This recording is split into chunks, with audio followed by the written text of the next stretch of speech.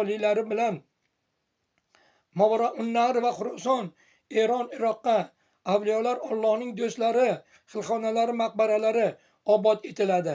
Al-Hakim at-Termiziyning maqbaralari ham mazkur farmoni oliy asosida ta'mirlanadi.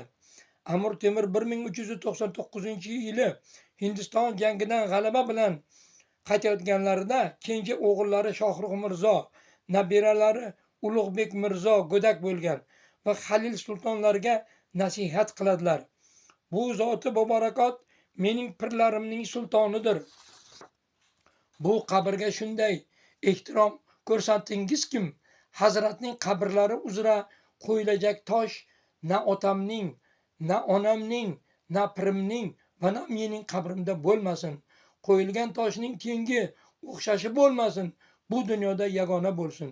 1409-yili farzandlar padari buzrugvori vasiyatlarini aytganiday qilib uddaladilar. Bu qabr toshga ulug' siymo sohibi Abu Abdulloh Muhammad Ali ibn Husayn ibn Bashir al-Hakim at-Termiziyning hayot sanalari, ya'ni tavallud va vafotlari ma'nosi hamda u zotning ilm ziyosidan bahramand bo'lganlar haqida xattot naqqoshlik mahorati bilan izoh bergan.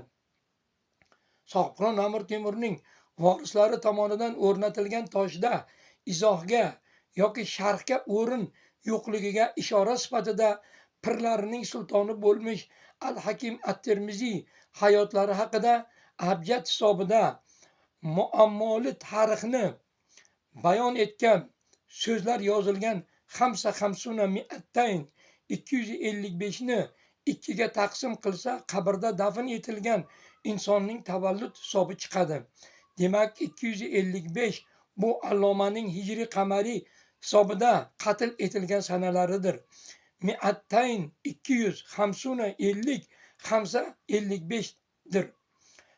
Tahlil va xulosa shuki, Al-Hakim at-Termiziy Solnoma, Navro'znoma, Nahoj asarlarini yozganlarida o'zlarining necha yoshda bo'lganliklari haqida izoh berganlar. Mazkur asarlar Hazrat hayotlarining intihosida yozilgan. Shunday qilib 255 bo'lingan 2 127 yarim bo'ladi. Bobomiz ulug' zot 128-hijriy qamariy yilda yorug' dunyoga kelganlar. Dorul Baqoga qotil tufayli 128 ko'paytirilgan 2 barobar 255 yoki 256-hijriy qamariy yili hisobida dafn etilganlar. 747-748-yillari milodiy hisobda tavallud topgan bo'lsalar,